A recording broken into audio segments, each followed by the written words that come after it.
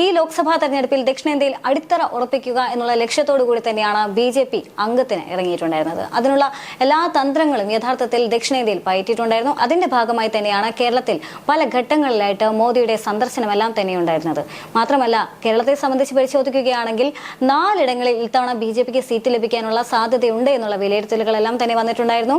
അത് പ്രത്യേകിച്ചും തിരുവനന്തപുരവും തൃശ്ശൂരും ആദ്യമേ തന്നെ ബി.ജെ.പിയുടെ ലിസ്റ്റിലുണ്ടായിരുന്ന 2 മണ്ഡലങ്ങൾ തന്നെയാണ്. തിരുവനന്തപുരത്താണ് രാജീവ് ചന്ദ്രശേഖർ, അതായത് യു.ഡി.എഫിന്റെ സ്ഥാനാർത്ഥിയായ ശശി തരൂരിന് ഒത്ത എതിരാളിയായ രാജീവ് ചന്ദ്രശേഖരനെ തന്നെ കളത്തിലിറക്കിക്കൊണ്ടായിരുന്നു ബി.ജെ.പി. കളത്തിന് ഒരുങ്ങിയിട്ടുണ്ടായിരുന്നത്. എന്നാൽ അതേസമയം തന്നെ തൃശ്ശൂരിനെ സംബന്ധിച്ചിടത്തോളം ഒരു സെലിബ്രിറ്റി സ്റ്റാറ്റസ് കൂടിയുള്ള സുരേഷ് ഗോപി തന്നെയാണ് ഇത്തവണയും അംഗത്തിന് ഇറങ്ങിയത് എന്നുള്ളതും ശ്രദ്ധേയം തന്നെയാണ്.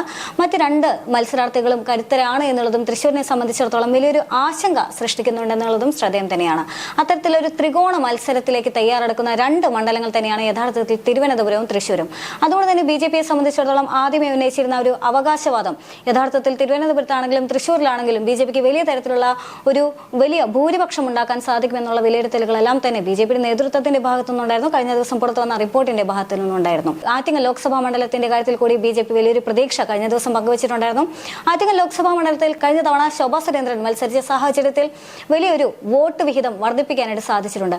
അതേ ലോക്സഭാ മണ്ഡലത്തിലാണ് ഇത്തവണ കേന്ദ്രമന്ത്രി കൂടിയായിട്ടുള്ള വി മുരളീധരൻ മത്സരിക്കുന്നതെന്നുള്ളതും ശ്രദ്ധേയം തന്നെയാണ്. വലിയൊരു പ്രതീക്ഷ യഥാർത്ഥത്തിൽ ആറ്റിങ്ങൽ ലോക്സഭാ മണ്ഡലത്തിലുണ്ട്.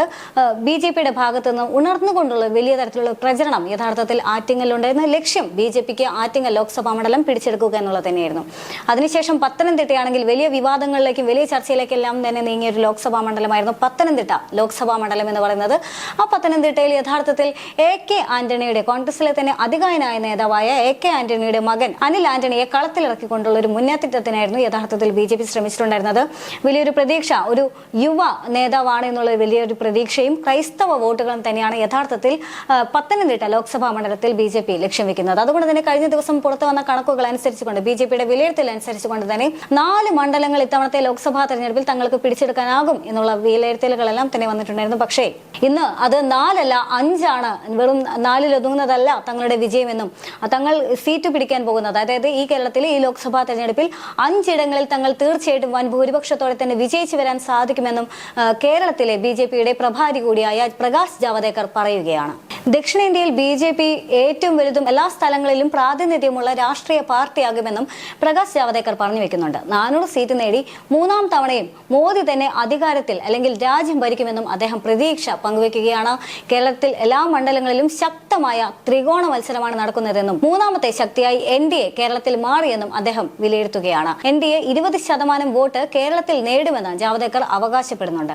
കോൺഗ്രസിന് 20 സീറ്റും നേടാനാകുമെന്ന കണക്കൊക്കെ തെറ്റുമെന്നും പല പ്രമുഖരും വീഴുമെന്നും തിരുവനന്തപുരത്ത് ശശി തരൂരിനെ വീഴ്ത്തിക്കൊണ്ട് രാജീവ് ചന്ദ്രശേഖർ വിജയിക്കുമെന്നും അത് 100% ശരിയാണെന്നും ജാവദേക്കർ പറഞ്ഞു വെക്കുകയാണ്. രാജീവ് ചന്ദ്രശേഖർ തിരുവനന്തപുരത്ത് 3.60 ലക്ഷം വോട്ടുകൾ പിടിക്കുമെന്നും 12,000 വോട്ടിന്റെ ഭൂരിപക്ഷം അദ്ദേഹത്തിന് ലഭിക്കുമെന്നും ബി.ജെ.പി. നേതൃയോഗം വിലയിരുത്തിയിട്ടുണ്ടായിരുന്നു. നേമത്തെ 20,000-ന് മുകളിലും വട്ടിയൂർക്കാവിൽ 10,000-ന് മുകളിലും ലീഡ് ലഭിക്കുമെന്നും വിലയിരുത്തലുകളുണ്ടായിരുന്നു. തൃശ്ശൂരിൽ 4 ലക്ഷം വോട്ടുകൾ സുരേഷ് ഗോപിക്ക് പിടിക്കാനാകുമെന്നും തൃശ്ശൂർ, മണലൂർ, ഇരിഞ്ഞാലക്കുട നിയമസഭാ മണ്ഡലങ്ങളിലെല്ലാം തന്നെ 1ാം സ്ഥാനത്തെത്താൻ സാധിക്കുമെന്നും നാട്ടിക, പുതുക്കാട് തുടങ്ങിയ മണ്ഡലങ്ങളിലെല്ലാം തന്നെ 2ാം സ്ഥാനം നേടാൻ സാധിക്കുമെന്നും വിലയിരുത്തലുകളുണ്ട്. എന്നാൽ അതേസമയം തന്നെ ആറ്റിങ്ങൽ ലോക്സഭാ മണ്ഡലം പരിശോധിക്കുകയാണെങ്കിൽ വി മുരളീധരന് 3 ലക്ഷം വോട്ടുകൾ നേടാനാകുമെന്നാണ് നിലവിലെ കണക്കുകൂട്ടൽ.